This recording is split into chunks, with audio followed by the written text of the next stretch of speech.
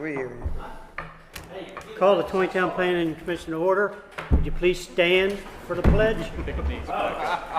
Pledge allegiance to the flag of the United States of America and to the republic for which it stands, one nation, under God, indivisible, with liberty and justice for all.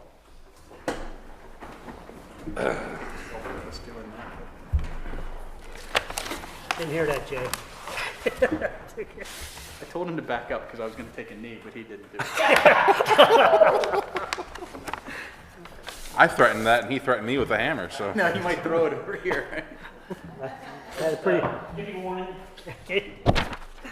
All right. Looks like welcome the group here. Bobby, you're included. Let the minutes reflect the members that's here. Everyone should have received the draft minutes of August 28, 2017. Is there any corrections or additions to those? If not, I move we accept them. I second it. okay.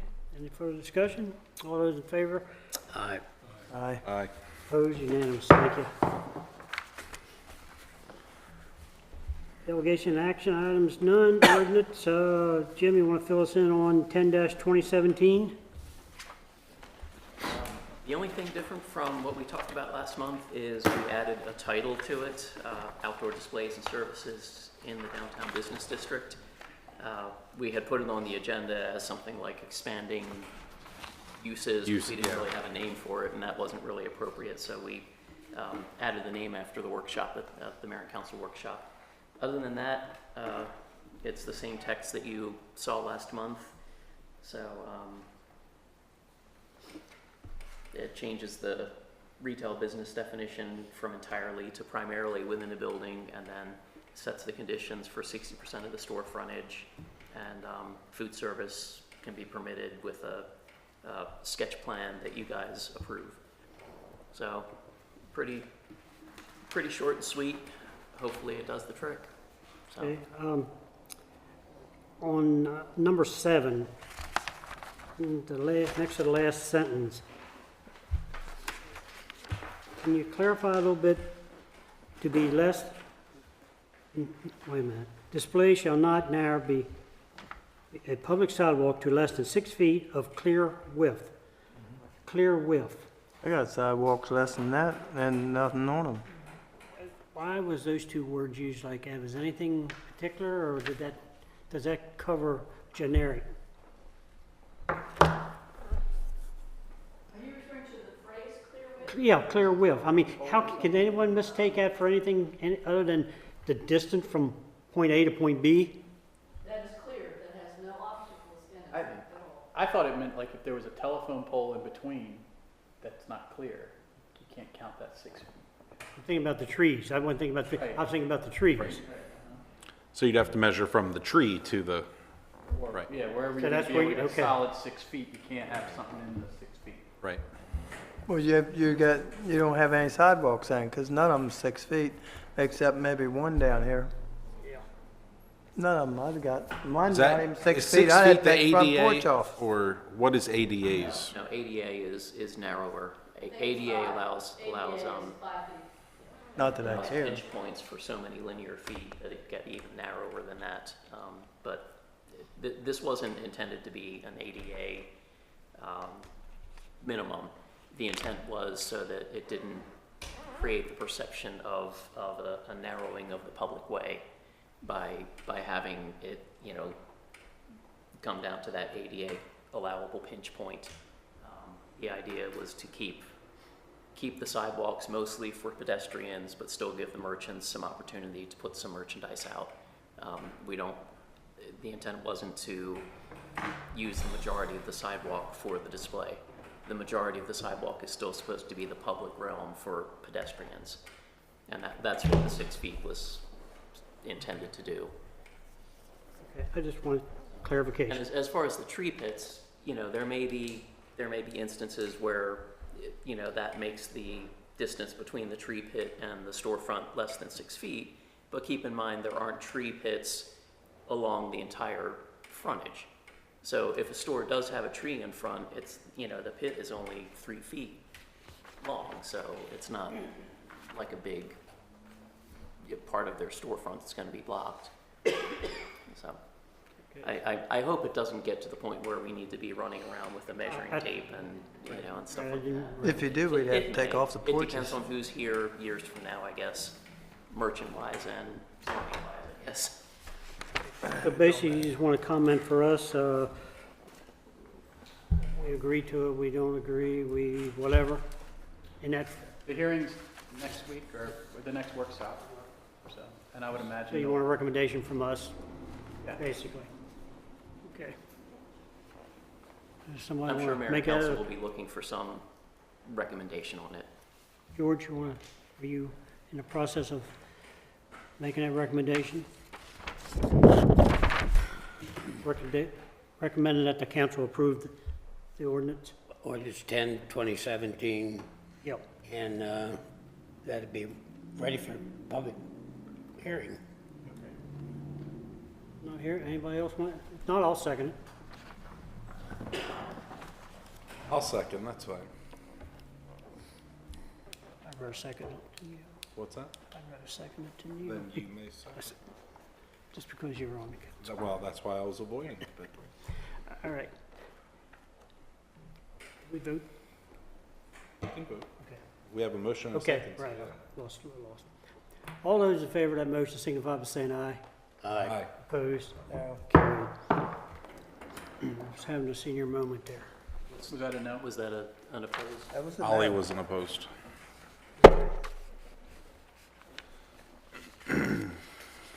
4-1.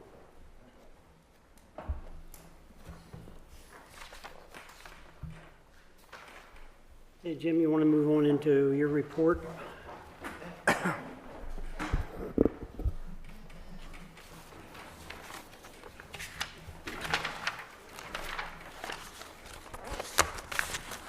Alrighty, not sure if anybody's been by the Evapco site recently. It's good. It's good, yeah. They had the big event this past week. So the tour buses came to town. They had for that day, the site was kind of strange to see compared to the normal level of activity and contractors bustling about there. The site was completely deserted in the morning. No vehicles, no nothing.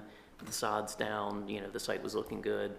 And of course, the day after the big show, it was back to all the, you know, contractors' vehicles and everything. But it was interesting to see it for that one day. It looked like it was, you know, a finished project. But the site's looking good. We still have some administrative stuff to do. Jay just advised me that he's heard from their attorney on the PWA that they have some things they'd like to talk about. So we still have some work to do, but they did at least have the building complete enough to do their tour and but the tour was of the research and development facility at the existing site. But I think they held a luncheon or something at the new building. So they managed to pull it off timeline-wise, at least for their big show. So now we still have some, you know, I'm sure there's still more work to do at the building as well as administrative stuff on our end. Was there a ribbon cutting, or are they gonna still do a ribbon cutting for that building, or? I would expect that to happen, but I have not heard of that. I'll follow up with Nancy McCormick in Economic Development and see if she has any news on that. So I suspect if that does happen, you all will most likely be invited, but we'll find out. I was not in the office the Friday afternoon or today, so I haven't been back to Riffles Lane to see how that's been progressing, but materials were supposed to arrive Friday for it, so hopefully that's, they had only done a saw cutting of the asphalt and a little bit of excavation when I was last up there, I guess Thursday afternoon. So let's see. The only other thing that was on my report was we've had a couple things come up with regard to parking in the downtown business district. I tried to summarize it in my report, but the gist of it is existing buildings are exempt from the parking requirements in the downtown business district. The code with regard to special exceptions lists 8 criteria that the applicant is supposed to satisfy before a special exception is granted, and one of those is parking. We have seen in a past instance an applicant at a Board of Appeals hearing argue that because he had an existing building, or because they were applying for an existing building, they were exempt from parking requirements, even though it was a special exception use. That case ended up being withdrawn, so we never really saw how the Board of Appeals was going to weigh in on that one way or the other. But that was several years ago. More recently, we have had some questions come up with regard to individuals looking at vacant buildings and wanting to do something on the ground floor and then turn the upper floor into apartments, but not provide parking for the apartments. And I don't know if that is the intent of the code, to exempt any existing building from any parking requirements, or if it was to exempt the permitted uses. I think I was around as a new councilman when this went through. It was during the tenure of Laverne Smith, the former zoning administrator, I guess in the mid-90s. But I'm wondering, before it comes up again, because we've got another potential special exception use, and it's at a property where they wouldn't have room to park all the vehicles that they might need for events. The idea would be, it would be another, and this is just first proposal, nothing has been put in writing or crossed my desk formally, we just had a conversation with some folks. But the idea would be to have a bed and breakfast that also had kind of an events space for, you know, luncheons or something that might not be able to be accommodated in one of the, you know, few restaurants that we have in town. But they wouldn't have room for parking. So one could argue it's an existing downtown business or building, so they wouldn't have to provide parking. And I'm kind of trying to get a little jump on things and see what you guys think about the idea of parking for special exception uses in the downtown district. So some of the uses, I mean, like bed and breakfast isn't going to be a huge parking impact, most likely. Although I guess if it was a large one, it could be. But something like a church is a special exception use downtown. And that would be something that would most likely require a lot of parking. So just kind of wanted to get some thoughts on parking and special exception uses downtown before we have something that ends up going to the Board of Appeals before we know it. So you're saying like the corner up here, if they want to have a church, they're in a corner, get something started, 30, 40 people, where would they park? Right. And since it's already existing, you're saying it's possible that they're exempt from the parking requirement. Because Would we they have exempt, to come to you for some type of zoning before that church came in? Right, and that would be potentially something that would be a new use for that space. It would certainly change the intensity, so it would be something that would come before you for a site plan, or at a minimum, a request to waive the site plan. And I would imagine parking would be something that you would talk about for, say, the use of a church. That's a good example, because that's something that would be a group of, you know, a large group of people at one time who most likely will drive and have to park someplace. a large restaurant would do the same thing on that corner that you're talking about.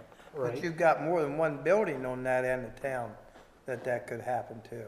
Yeah, And if you exempt I mean, it all could the be- parking, them buildings are always gonna be empty or torn down.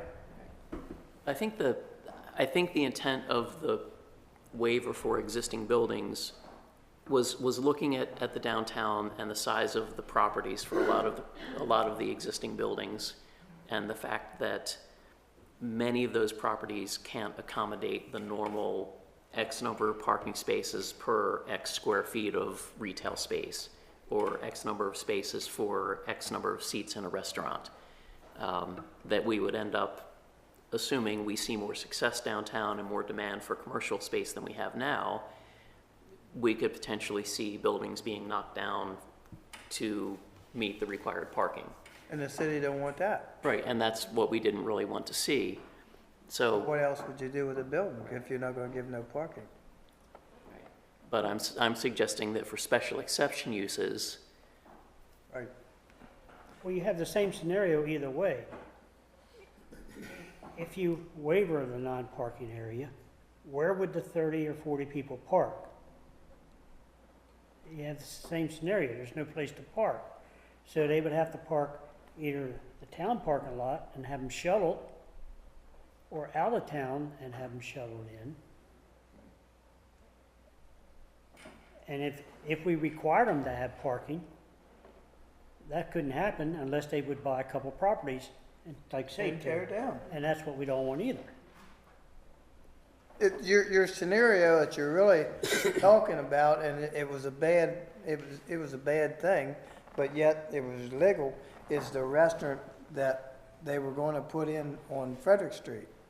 right, And he Same said, building. where are you gonna put the dumpster? Well, who cares? You know?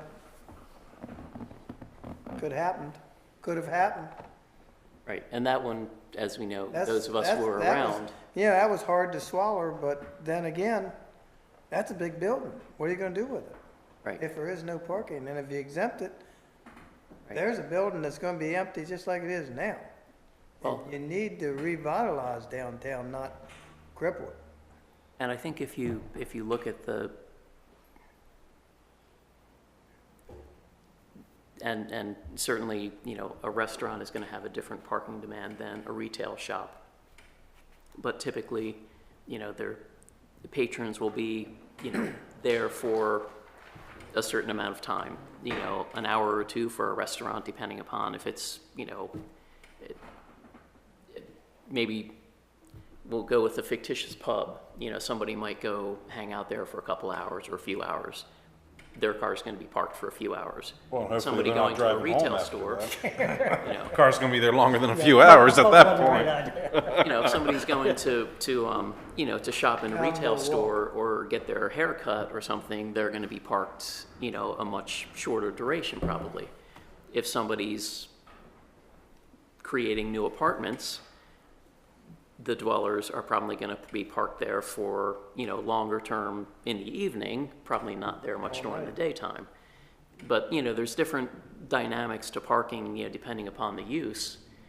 But, as I said, we've had a couple special exception type things come across, and so far nothing's gotten very far along in the process, but it seems like it's happening a little more frequently. And again, It's gonna happen soon.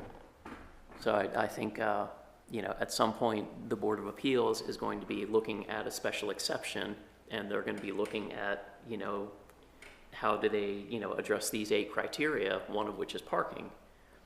So do we want the applicants to be able to say, well, it's an existing building, so I'm exempt from having to provide parking? Well, I think the problem is that blanket statement needs to be done away with. I think if they're putting in living space, apartments, they need to provide their own parking. If they can't provide it, then they can't do it.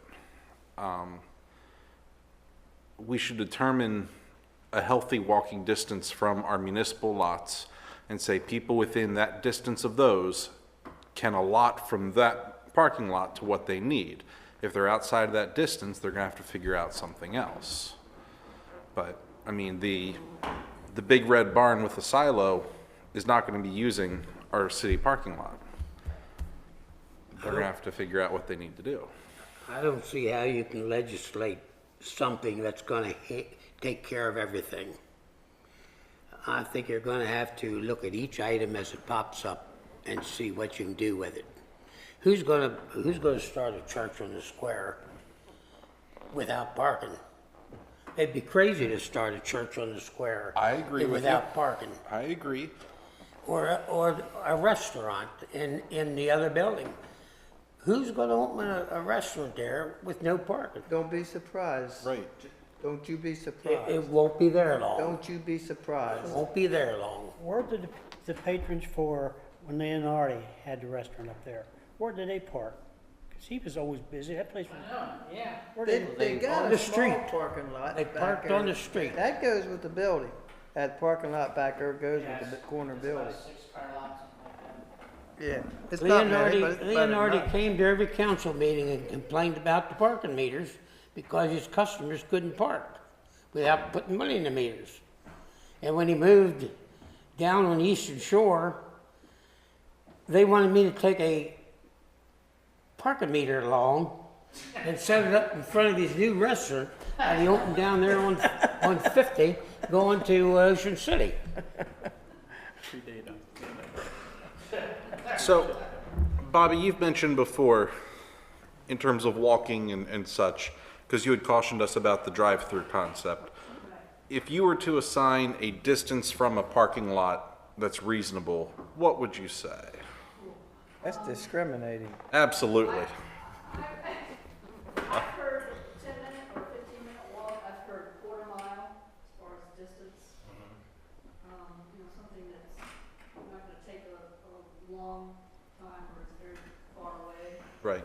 That's what I've heard, a 10-15-minute walk or quarter mile.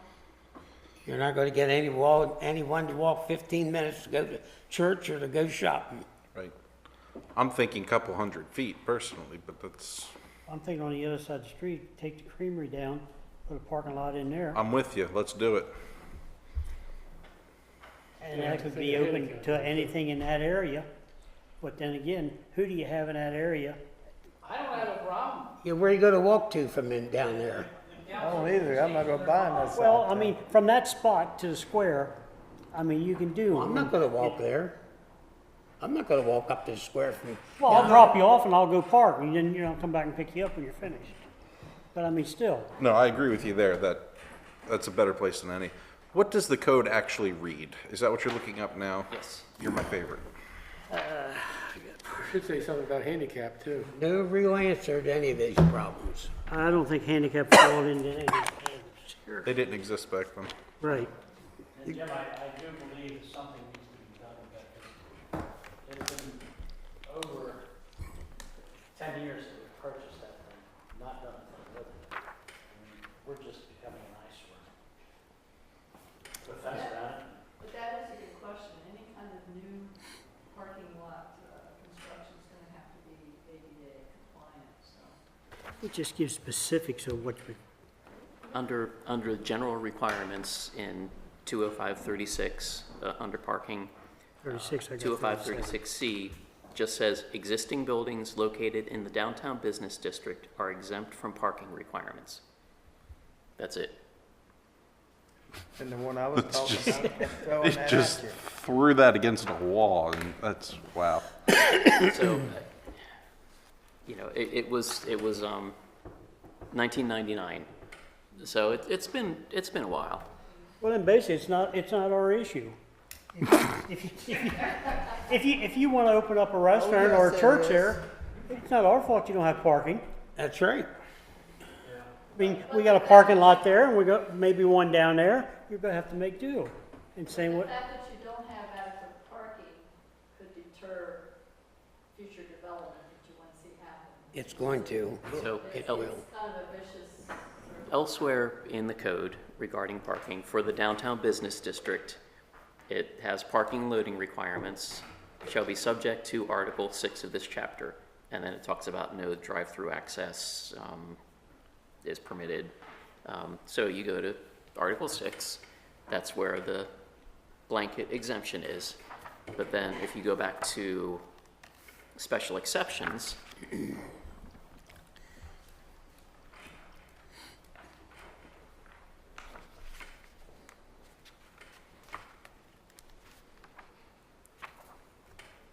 any day now,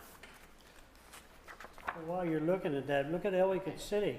under I mean, you gotta standards. park up on a hill, and if you walk down the hill, you still gotta get back to your car going uphill. But Ellicott City has parking spaces kind of. But they're a little distance, I mean, unless you can park right in front of their establishment, I mean, there is, are parking lots. yeah, but you have to walk. That are kind of sprinkled throughout. Yeah. But I know the biggest one, you're right, the biggest one and the one that tends to be where spaces are open and available is that big one that you're right, you have to go up the hill and back down. So under special exceptions, standards, before granting any special exception, the Board of Appeals shall find that satisfactory provision and arrangement has been made concerning, but not limited to, the following where applicable. And then under that is off-street parking and loading areas where required, which if you jump back to the parking section, It says it's you exempt. could argue that it's exempt with particular attention to the items in subsection A, ingress, egress, noise, glare, the rest of it's kind of boilerplate language. So Well, I feel like maybe, I don't know We need if to those three reword- references are all really work together the way they should. well, I think maybe the first solution is where it talks about downtown parking, may be exempt. That right there could help fix the problem. The, What does it say now, shall be? Is exempt is what Is it says exempt. now. the one thing that I was thinking about that might be helpful was the idea of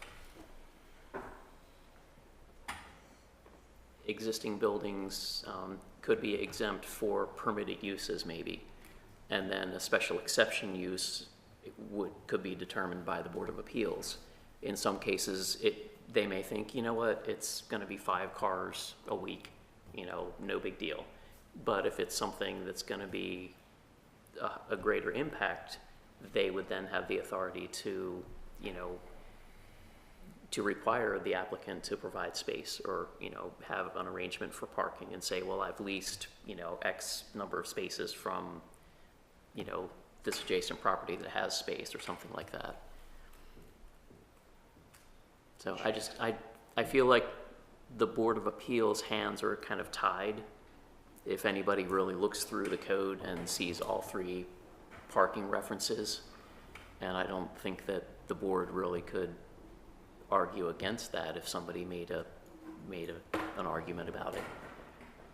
And I guess my question to you is, should we be able to have an argument about that or a discussion about that?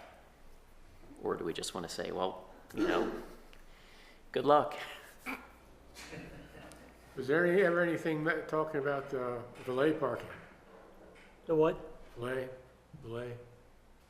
You go to Little Italy, you don't park your own car. They come and take your car right away. They Oh, park. valet parking. That certainly could be, I mean, in a case where somebody's coming to the Board of Appeals, that would certainly be an option that they might consider. One of the restaurants, after the Nardi did do that, they had, valet park.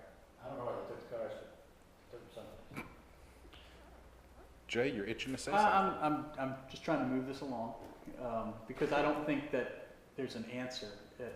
You got all these pieces that don't fit together, and if we were confronted, what would we do? And I think we were confronted, and I don't remember the property, but it was up there, and they wanted to do something on the coffee shop on the ground floor, and they wanted to do apartments on the other top floor. Right. And the interpretation that came down from my thought was that while they say buildings in there are exempt, I bet you they meant uses. At the time this was done, they wanted to say everybody was grandfathered in for what they're doing. Because how could they possibly allow somebody to do something like add 4 or 5 more apartments, which means the parking spaces that everybody's using right now are going to be less. And even if you have those provisions in the code that talk about requirements and things like that, one of the hallmarks of special exceptions are, does it create impact in this area that is overwhelming compared to other areas? And so if you had this thing in the downtown area versus the shopping center area, it would create an impact, and therefore you should be able to say this use isn't compatible with that. Now, that doesn't get around this issue where we probably have a policy problem where you want these old buildings to be used. And so how could you justify not having apartments in floors that are vacant but you have to do something. And I think that maybe the solution isn't just with the words, it's maybe you need to look at the parking problem you have. And of course, if you build it, will they come, or vice versa. But I think that we would have to defend this at the Board of Appeals if they said, hey, you want to open a church downtown.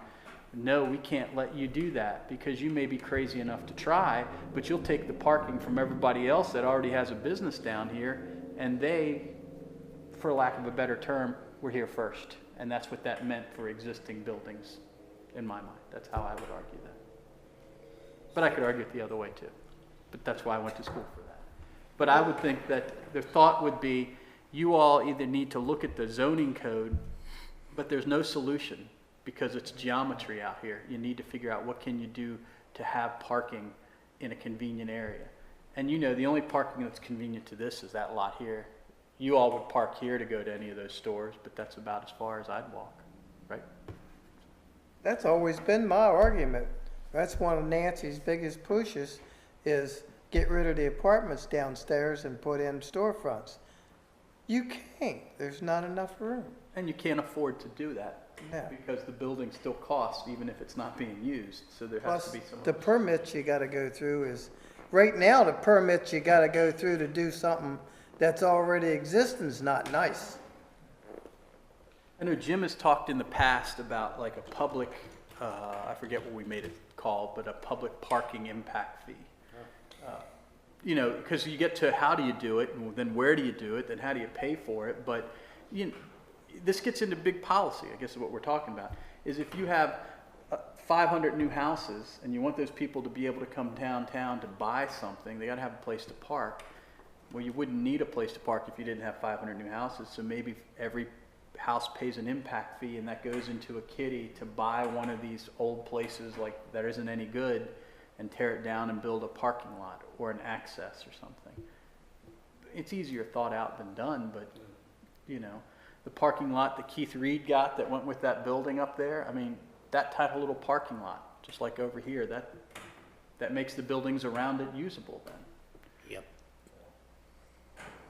But he's the type of guy that he has tore a building down for parking back here for his business. Right, because if I owned a business and I didn't have parking, who's gonna come see me? Yeah, I did the Why same would I spend thing. money on the building if I can't? I'd have to provide it myself, even if you didn't make it. And But I bought a whole field to have parking. I mean, how many times have you gone into a parking lot at a shopping center and say, who designed this? Because it's so tight and you can't get around. And you would think the people that were building it would want ample parking and space, so it encouraged people to come.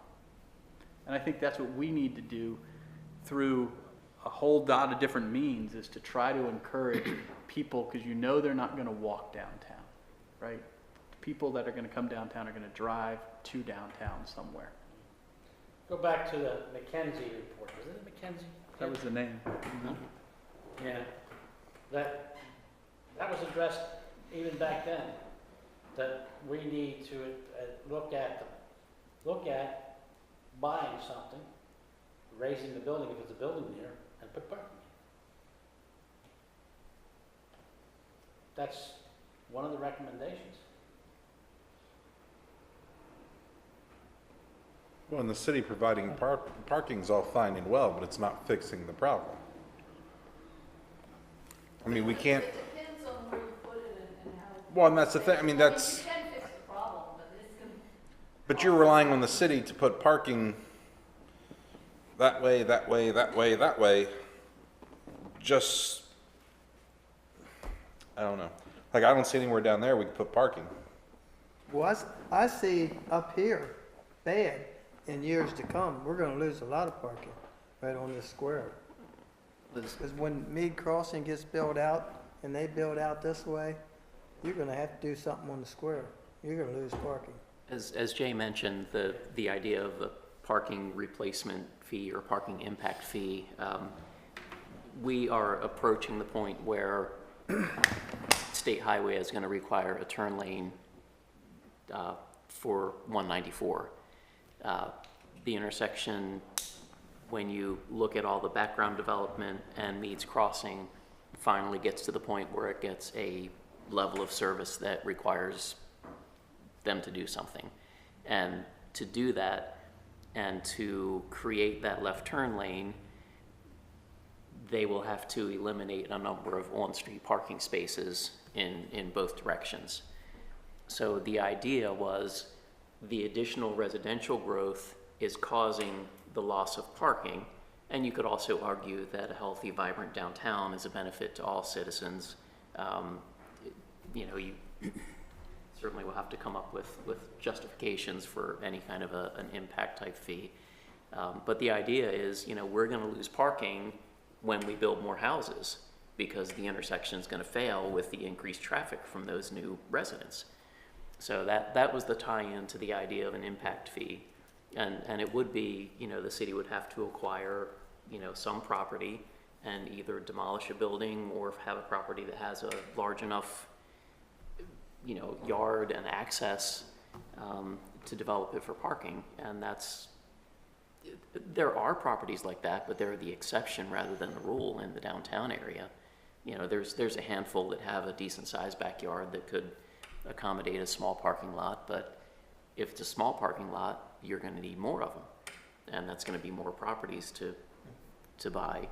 And, you know, the climate is not such right now to go out and be buying houses to tear them down and build parking lots.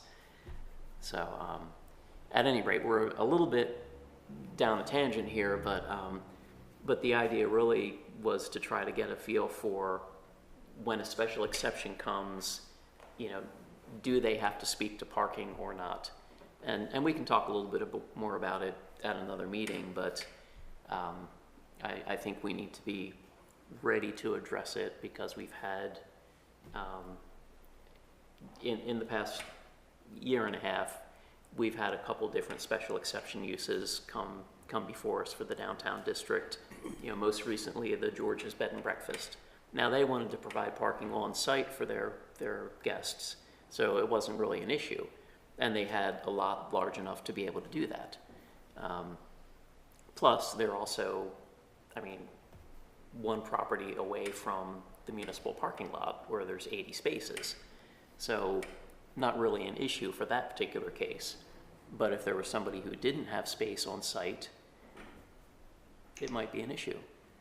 I would imagine most places would want to provide, you know, convenient parking for their guests. But that's not to say that, you know, somebody's not going to. I know I've stayed at bed and breakfasts where I've had to park on the street and move my car, you know, at certain hours of the night or not and get a ticket. But If you had parking from the creamery all the way up to Ron Dollar Alley, would people walk? that's a All big the question. way up, you know, There has that been could all be parking lot all the way up. There has been talk of, you know, well, what if we demolish the creamery and we create a big parking lot there? No, the parking lot should run right up here to Bumgarner's, or to Ron Dollar's Alley, even though there's a house sitting back there. Right. And that's, right, that would be property the city would have to purchase, That's right. demolish, and develop. Now, you'd only have one lot depth to walk to Okay, middle of town. say we did that though, where do you walk? Well, That's kind of the you sticking could walk point. into the backs of all those buildings along East Baltimore Right. Street. Right, but say I want to park back there and come to a building, you know, that It's fronts Main Street. It's nice to walk in the back of a business and go right into it. You Right. do that in Westminster.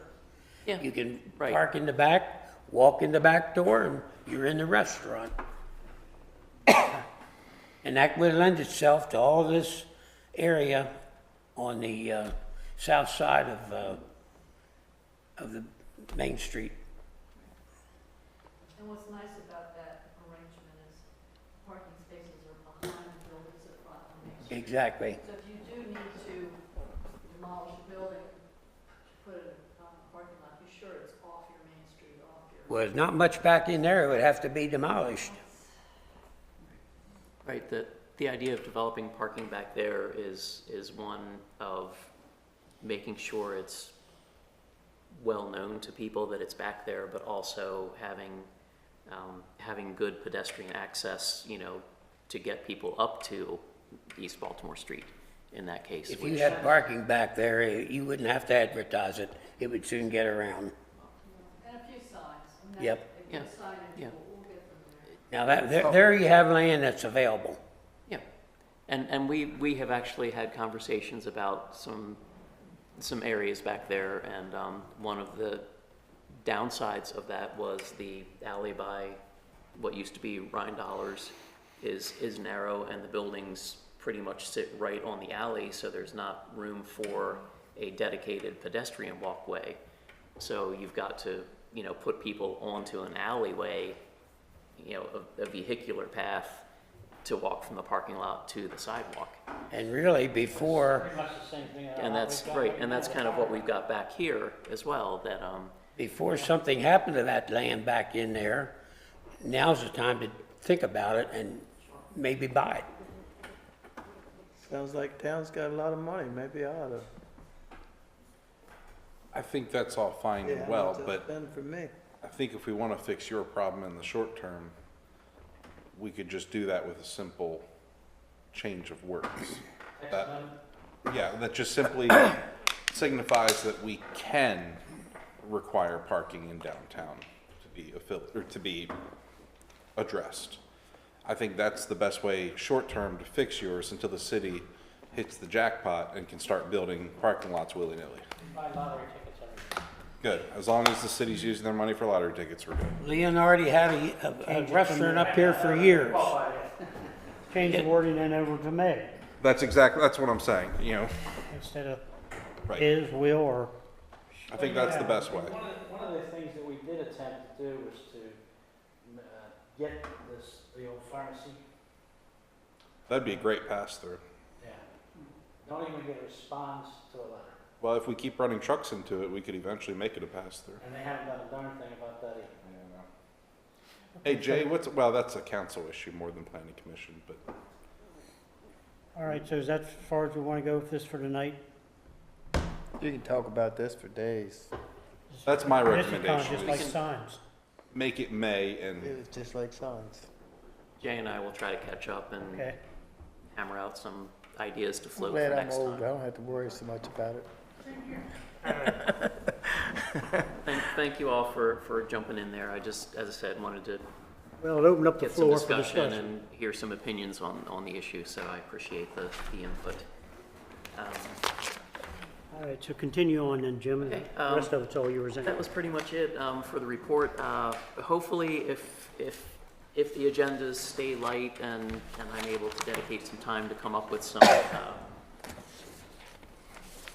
draft language for getting back to the comprehensive plan. I think we left off at like chapter 9 or maybe chapter 10.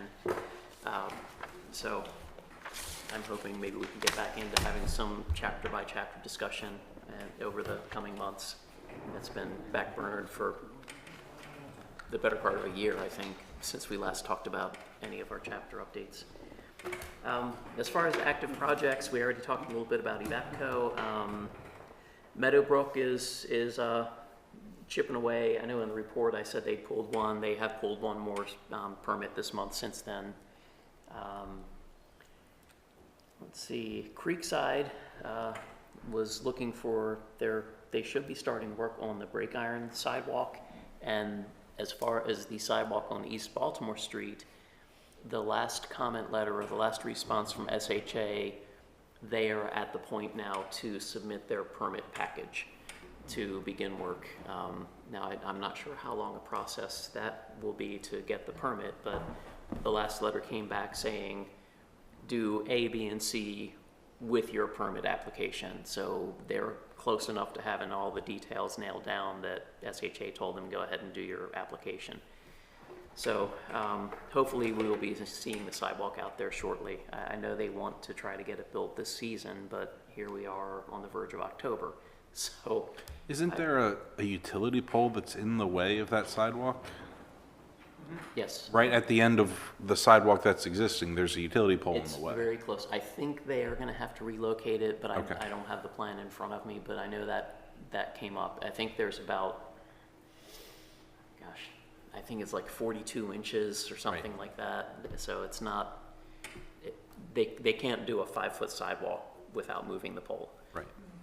And I don't think SHA entertained the idea of the sidewalk being shifted out around it, so. Right. I think that's part of the plan, but I'll double check that. And they've already cleared with property owners what they're doing, or? I know they've got. Good response. They've got one that's on board. I think the second one is on board, but he ended up making them do the retaining wall option. Okay.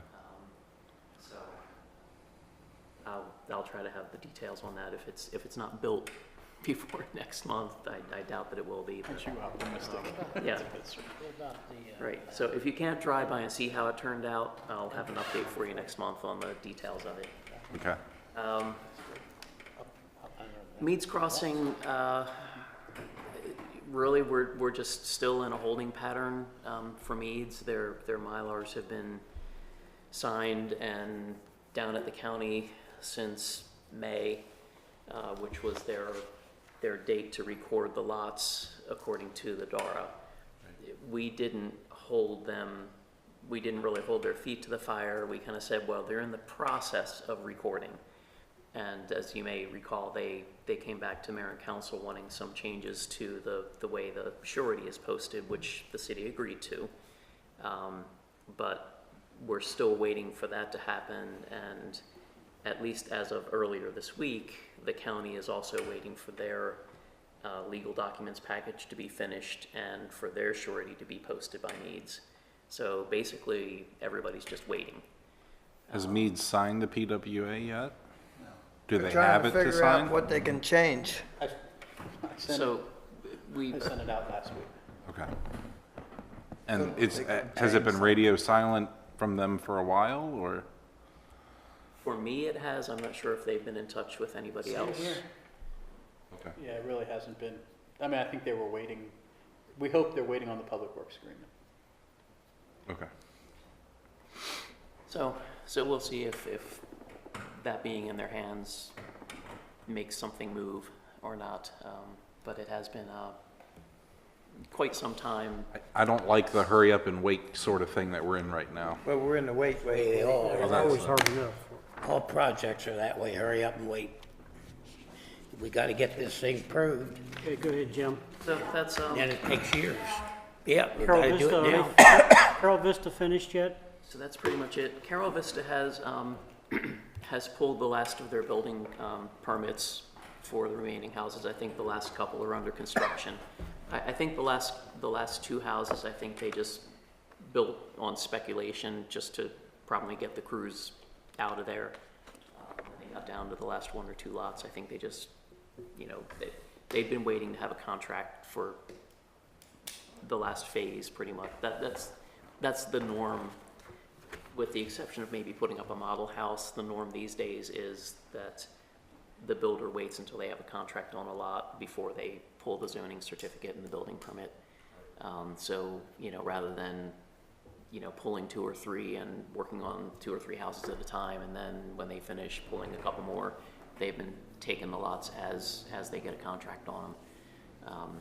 But as I said, the last couple at Carol Vista, I think they decided they just need to be done. So they went ahead and put up the last two units. So that's, yep, so they are, they may not have use and occupancy permits for the last couple houses, but for all intents, they're done. We have heard that there's been some discussion on the Carol Vista end about the details of the entryway at the lower entry, and I think there's going to be a meeting coming up at Carol Vista to discuss that. So Is that about the gate? yeah, so they may, they may decide that they want to make some changes to the gate or lack thereof. The plans called for a gate and some not as large, but also, kind of the entry monument at the lower entrance. And I think they're debating whether they really want to do that or not. Well, it's supposed to be a gated community, right? Never was. And I think the gate debate has been going on since Day one. the first few folks moved in I there. think Day they one. put the gate in operation for about a week and 6 people hit it. That's pretty much. So every once in a while, but not for a few years now, but for several years, every year or two, we'd hear there was a meeting and we're going to start closing the gates, and it never seemed to really happen. So I guess some people get vocal about it one way or the other, and then they say they're going to That make a could be a change. good and thing. then They could be feeling safe living here in Taneytown. Yeah, I think it's immaterial. So that's about it for me. Sheets, is this the old sheets or the new sheets? That's the new sheets. They just have some closeout stuff to do, just essentially administrative stuff. So, Well, since it's the I- new, okay, go ahead. I mean, we could probably take them off of there, but we still have their escrow account, I believe. So they're supposed to ask for it back. So, How long after? I mean, they've been in that location for 2.5 years. yeah, I suspect they've probably forgotten about it, but it's just probably a matter of reviewing their files, making sure that we have everything we need, which I believe we do. Forget about all that money. But yeah, it's interesting that there have been a number of projects that eventually I pick up the phone or shoot them an email and say, hey, you need to ask for this to happen. And it's like, oh, I didn't realize we still had that there. So Yeah. Just leaving money on the table, huh? All right. Jay? You guys last month asked the council to consider changing the zoning code to add for planning commission input on board of zoning appeal cases that dealt with variances and special exceptions. So the council said last month, they talked about it and they directed us to come up with an ordinance that would do that, and that's going to get introduced this month. And you already know what it's going to do, and so it'll go through the process. Public hearing after that, come to you, so it'll be a couple months before it's finalized. That's it. Okay. And I'm not sure if this comes under you or back to Jim. Where did we drop the ball here at the commission or whatever on the old sheets, changing the zoning with sheets, that building and the bank, Talking about the drive-through the thing? drive-through thing? Yes. I mean, we talked about it there for a couple months, and now last 2 months or 3 months, we haven't Well, heard we talked anything. about it last month. well, So if what it's right. are we gonna do anything, or what can we do? If it's a zoning change, we would have to either, for it to be an out-of-cycle zoning change, it would have to be either a mistake was made or there's been a change of character of the area, which neither really applies there. So zoning-wise, it would wait until our next comprehensive plan update. So the quicker thing, if everybody is in agreement that we want to have some provision for drive-throughs, would be to amend the text, which we have talked about off and on and never really come to consensus on, risk reward, I guess. So which is the How to best do it. interest of the city, Jay? The way I would not wait for the zoning change. Great, that's at least 2 years out, maybe 3 or 4. And all that's going to do is give you less control even when it happens. Because I think what you're talking about is, if you do it, how do you do it so that you can kind of control it? And if you did it with a zoning change, you're just changing the color on the map and then the control's gone. It'll be allowed to do what everybody else does. So the thought would be, you need to get together about what it is you want to accomplish in that area and what you want to avoid. I've heard general thoughts of it. And then kind of get a proposal, at least with Jim. The last thing we did with the council worked kind of well. You guys came up with a general idea without getting it into specifics and told the council, and Councilman Wance brought it to everybody and they said, yeah, staff do it. And then we knew we were headed in the right direction. So, this is a big deal to a lot of people, because I understand how the boundary line is right there, but you're really talking about changing the text and then making sure that it doesn't apply other places, or it does apply other places. What are the impacts with that? And I know the issue is aggregating parcels together. What if people bought parcels and tore them down? You've got to deal with that too. Right. I think that's the trick that we've run into, is how to phrase it that we avoid that issue. I mean, you can't so much say multiple parcels are, they can't do it too, because I believe the bank is on 2 parcels, if I recall looking at the map. I thought Sheets was too. Sheets, according to what I saw, Sheets is 1, but the bank is actually on 2. There's that back piece that goes to Trevanion, I think. Yeah, that dogleg's actually part of that property. It's weird. Surveyor was drunk that day. But I don't know that you all need to figure it out. I mean, we'll figure it out if you tell us what it is you're trying to avoid.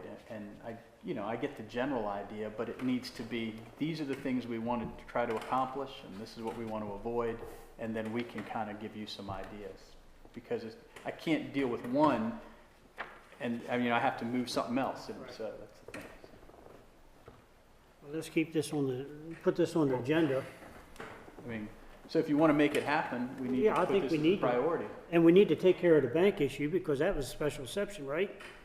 It was grandfathered in. Grandfathered in. Yeah. Grandfathered in when they And did it. So we need to take care of the bank along with Sheets.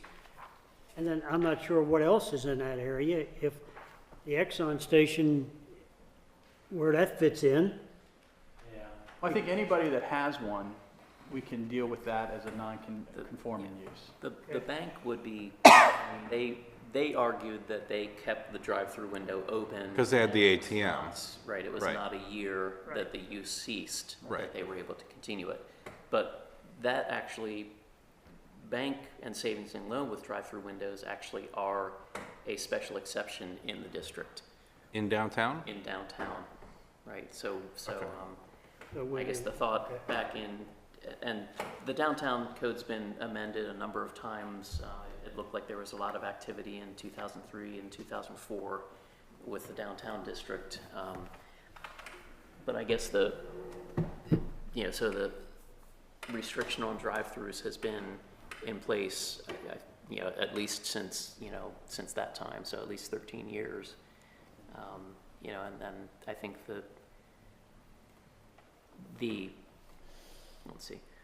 the change that eliminated the drive-through and the gas stations, I think, was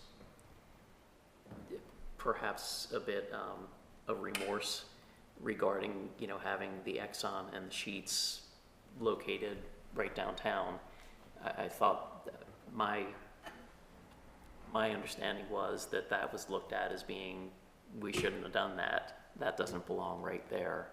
And that's why the code was changed, to avoid doing that again. So, but again, economics, environments change. It was 13 or 14 years since that was done. See, if I read, the first piece of that puzzle was Exxon. 'Cause that's been there for however many, that's a long time. That's where the American Legion used to be. And then they moved, sold it, and then that Exxon put in. well, what was Shank's auction? That's Right next door, so, That was a chicken house. well, that was, yeah. Oh, chicken houses. It was a full chicken house. Do you really do anything though until you get a zoning, someone coming in and wanting to do something? Well, we've already had someone come We in wanting turned to a do bunch of them something. down already. Yeah, Well, we've had people come in with ideas, I understand. with, But they need to send a plan in, that's what I'm saying. Well, we told them no because We it told them didn't they fit. can't do it because they can't do it. Right. So why would they send a plan We in? told them no. I didn't know that. Sorry. Taco Bell and whatever the other one was. The most important thing, Taco Bell. It was Dairy Queen, I think is what it was. I heard Taco Bell too, but Well, one of those. the most important, the most important thing that we should be doing is protecting the residents in this town. That's number one. Okay. Not to let something move in next to a house, Well, the problem is you have, Where's the house? any house, What are you talking about? If we changed the zoning. and I'm with you until you get to downtown where we already have a bastardized zone to begin with. You have residence, you have business all crammed into one. If you, And that's a really good example of how it was before zoning laws. It was hodgepodge. I'm sure, That's why we have hodgepodge. right. That's the problem when you talk about protecting people, that you're seriously limiting downtown if you don't want it to affect people's living space. We could Unless you have get rid of one or the other. We could have a drive-through out at the museum, because you go in the back and come out the front. A drive-through museum, let's do it. Like, Are you talking about houses that are located in the commercial or business zoning district? Not really, just Houses in general. residential areas. But houses in a residential zone? Yeah. not in commercial. Yep, like out where Subway is, and you got a factory, and then you got a house or two, and then it's just a hodgepodge. But you're saying the zoning on the ground is residential, not commercial or business? Yep, It's like, on Broad Street. In the back of Broad Street, there's a business. I don't know if it's totally occupied, but there was a business. It was a clothing manufacturer years ago. And then, So it's kind of been grandfathered in? well, it was all residential all around it. Didn't even have no parking.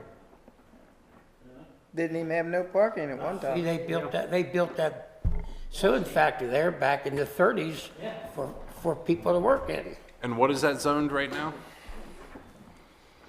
Broad Street. that side of Broad. That's is general business. General business. And the one whole side is houses, and the other side is a hodgepodge. Right. Well, you've got in the Legion, you got two houses, and you got, the warehouse or whatever, Lou's place is there. For sale now. What's that? It's for sale now. Okay. The I guess- bank's got it now. Getting back to the drive-through idea, you know, we can try to throw some ideas down.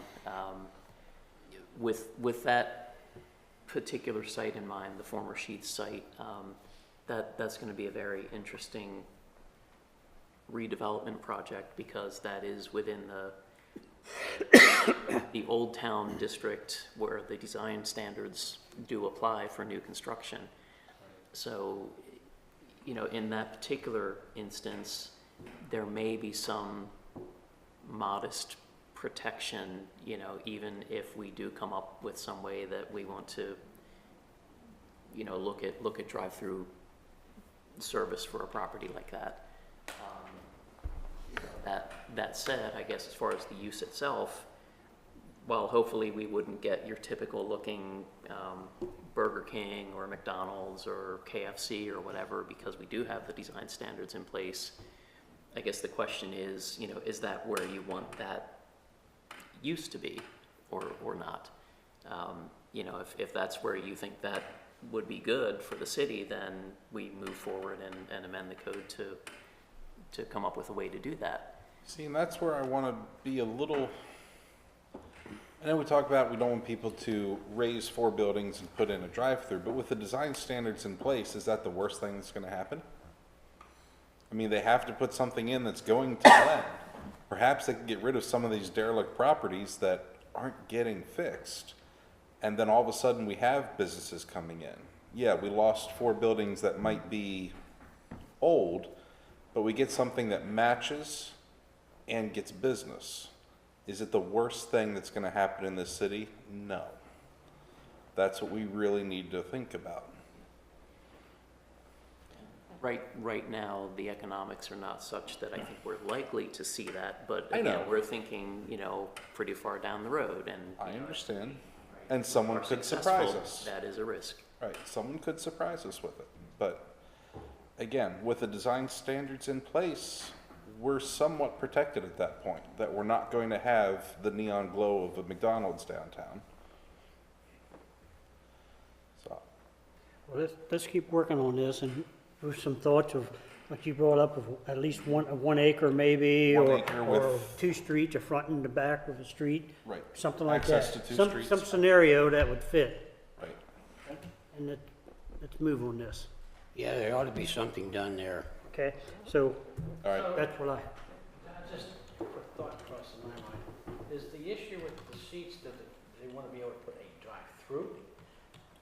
I don't know if there's an issue with sheets. The issue is with the city, there's a building sitting there and a space that's abandoned, Oh, yeah. that everybody drives by. So why can't we do something? and the person that owns it has brought up 2 different types of businesses Right. that would have required a drive-through. So, Okay, see, that's, right. Yeah. because they, you know, right, there is an access through. there is, right, There but is. It's- And it's- I believe a Dairy Queen was one of the things that was mentioned. Okay, Now, just with that particular property, the most recent thing that the property owner has proposed has been something that's a permitted use in the district. It would be a retail store. So, you know, that's out there too, but again, he's just talking with different parties to gauge interest and see if he can work a deal or not, so. Well, the next we thing can might give be, him, you know, some other, we just don't, you know, obviously as a property owner, he's gonna try to get top dollar, you know, for what he's got. And, you know, he well, Taneytown is is fortunate to be in the business situation friendly, so where let's, he can let's afford move to on that. wait for that top Well, you dollar. can't put anything out there that would have much more impact Trying than to what be. Sheets had. Right. I think if we can do this, we're putting another arrow in his quiver to find somebody to go in that spot, so. All right. Bobby, it's your turn. You better have something good, or you wait a long time. It's nothing really huge. She walks up empty-handed. Yeah, I think, I don't think anything to read. Just wanted to let you all know that we are working on an updated Taneytown zoning map. Jim gave me a call a few weeks ago. You all have had, the city has had a few annexations in the last few years, and they are obviously not showing up on your current, I think it was what, March 2012 is the date? 2010. March 10th, 2010, I think is the date of your current zoning map. So it's not covering the entire corporate limits of the city at this point. So we're working at my end. In fact, I'm meeting tomorrow with Mike to get that started.